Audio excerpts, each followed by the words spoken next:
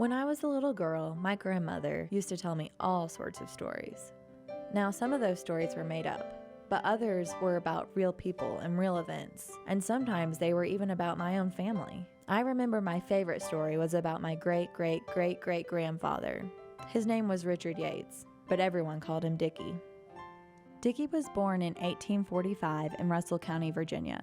He was still just a young man when the Civil War broke out, but in 1862, at the age of 17, he enlisted in Captain John McFarlane's company of the Virginia Cavalry and served as a messenger for the Confederacy. Now, unlike other stories you may have heard about the Civil War, Dickie's story is about how the war managed to bring some people together, even when the country itself was being torn apart.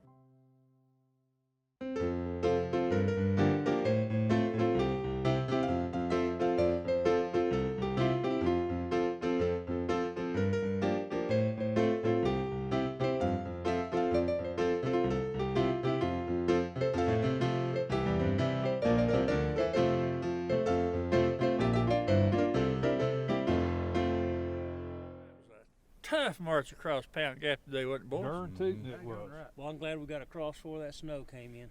When it was cold, I'll tell you what. Darn right, it was awful cold. I thought my feet was going to freeze off. Yeah, I bet. I'm glad that wagon catches up with us and get us some shoes. I need some shoes bad, boys. I really do need some shoes bad. Private Yates, would you report me to the captain? All right, Sergeant. He always gets all.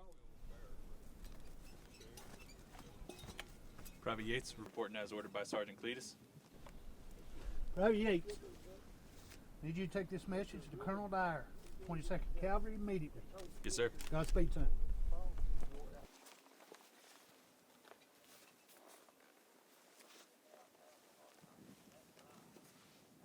Early on, Dickie earned the reputation of being one of the fastest messengers in his unit, but he couldn't have known that one day he would deliver a message and in the process face one of the biggest decisions of his entire life.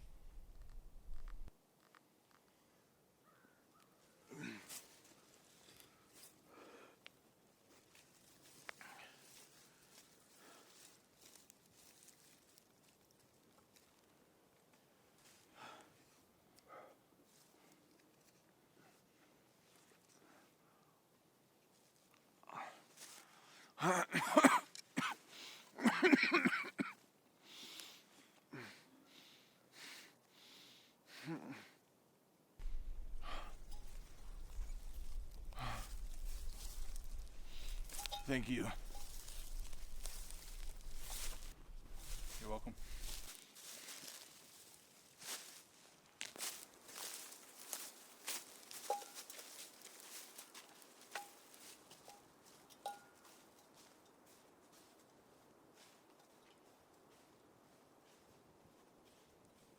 As the war continued on, Dickie often thought about his encounter with that young Union soldier. On April 14, 1864, Dickie was captured in McGoffin County, Kentucky. He spent the next year in military prison in Louisville, Kentucky, and then in Camp Morton in Indianapolis, Indiana, noted for being one of the worst Union prison camps during the war.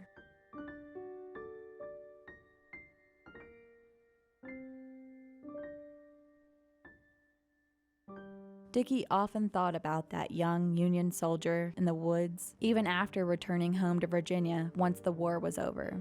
In 1870, he married Emmeline Compton, and they settled down to a life on the farm, raising livestock and horses. A few years later, Dickie read about a new breed of cattle in West Virginia. He wrote to the man who had placed the ad, asking if he could come to West Virginia and inspect the cattle. Dickie didn't include his return address on the envelope for fear that despite the war having been over for several years, tensions would still be high on the other side of the Mason-Dixon Line.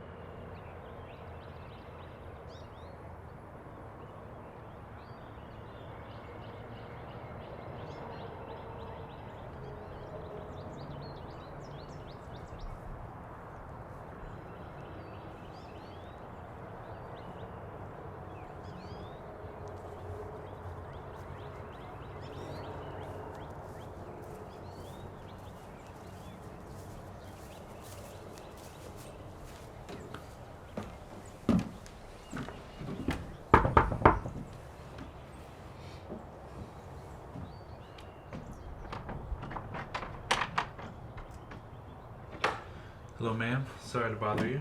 I'm here about the cattle that was advertised. Oh, of course. You must be Mr. Yates. Yes, please call me Dickie. Nice to meet you. It's you. I'm Evelyn. My husband Charles is who you'll want to speak with about the cattle. He should be here in a moment if you'd like to wait here on the porch. All right, I'll do that. Thank you.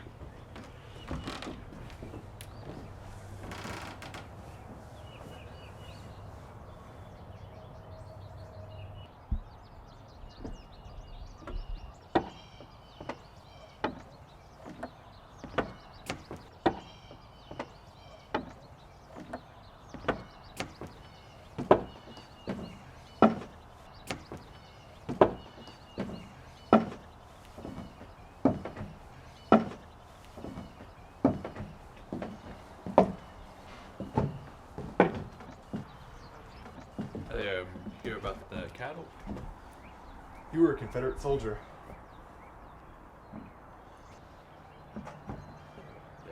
Yes, I was, but I was mostly just a messenger, so...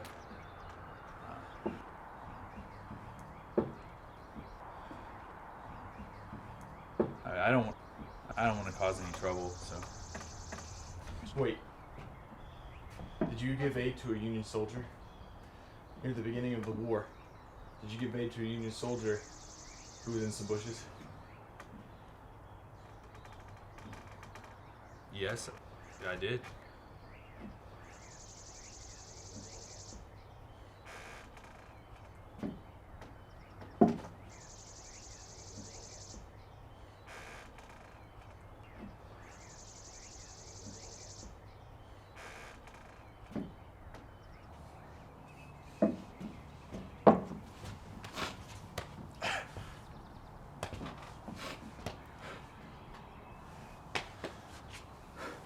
Thank you. That was me. Wow. Against all odds, Dickie and the Union soldier had survived the war and come into each other's lives once again, by chance or fate. They spent the rest of their visit together laughing and crying, taking turns telling stories about the war, and both Dickie and the Union soldier admitted they hadn't cried since the war, but that they felt better after reconnecting, as if they were somehow cleansed. The two families became friends and tried to visit each other often, and as the years passed, their unbelievable friendship grew and was passed down to their children and their grandchildren.